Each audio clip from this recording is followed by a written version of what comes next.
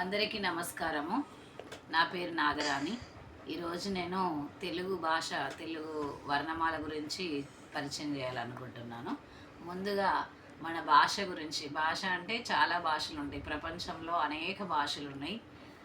కొన్ని భాషలకి ప్రామాణికత అంటే లిపి ఉంది. కొన్ని భాషలకి లిపి లేని భాషలు కూడా చాలా ఉన్నాయి.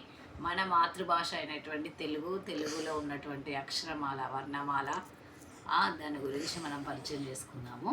ముఖ్యంగా భాష యొక్క నిర్వచనం ఏంటంటే, భాష అంటే మనము మన యొక్క భావాలని ఎదుటి వాళ్ళకి అర్థమయ్యే విధంగా తెలియజేయడం కోసం ఉపయోగించేటువంటి సాధనమే భాష. ఈ భాషలో కూడా చాలా రకాలు ఉంటాయి. అందులో ప్రాంతీయ భాషలు, గ్రాంధిక భాషలు, వాడుక భాషలు, మాండలిక భాషలు, ఇట్లా రకరకాలుగా చెప్పుకోబడుతుంది.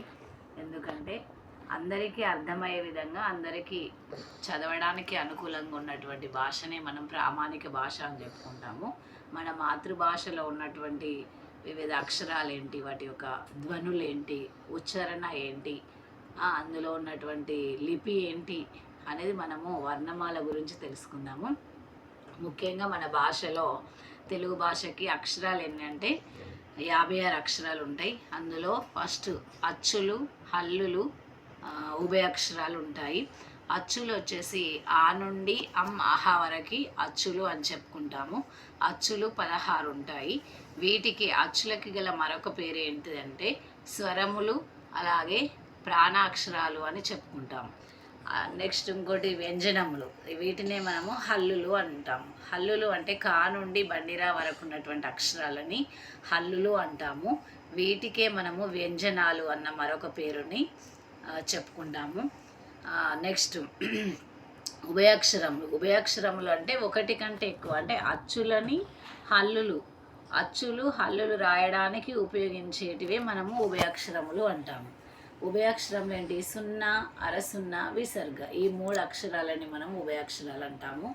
అలా ఇంకేమిటంటే అచ్చుల విషయం చూసుకున్నట్లయితే అచ్చులనే ప్రాణాక్షరాలు అంట. ప్రాణము అంటే జీవం ఉన్నటువంటి. మిగతా అక్షరాలు రాయాలంటే అచ్చుల సహాయం లేకుండా మనం ఏం చేయలేము. అచ్చులు ఉపయోగించి మనం హల్లులని కానీ ఉభయాక్షరాలు రాయడానికి అవకాశం ఉంటుంది. అలాగే హల్లులు, కా నుండి బండిరా వరకు ఉన్నటువంటి అక్షరాలని హల్లులు అంటున్నాము. వీటికి గల మరొక పేరు వ్యంజనములు. హల్లులు రాయాలన్నా మనం అచ్చుల సహాయాన్ని తీసుకొని రాయగలగాలి. అలాగే ఉభయాక్షరములు సున్నా, అరసున్నా, విసర్గ, ఇవి ఎక్కువగా సంస్కృత భాషలో ఉపయోగించాము.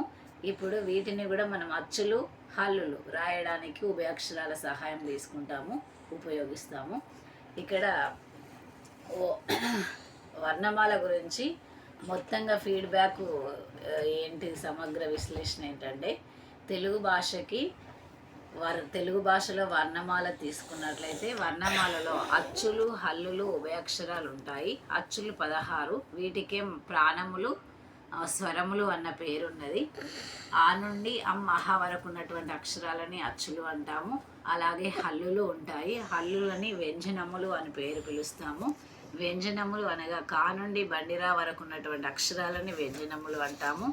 ఉభయాక్షరములు అనగా సున్నా, అరసున్నా, విసర్గ, ఈ అక్షరాలని మనము ఉభయాక్షరములు అంటాము. ఉభయము అంటే ఒకటి కంటే ఎక్కువ, అంటే అచ్చులు, హల్లులు మనం రాయాలి, చదవాలి అన్నప్పుడు ఉభయాక్షరాలని ఉపయోగించడం అనేది జరుగుతుంది.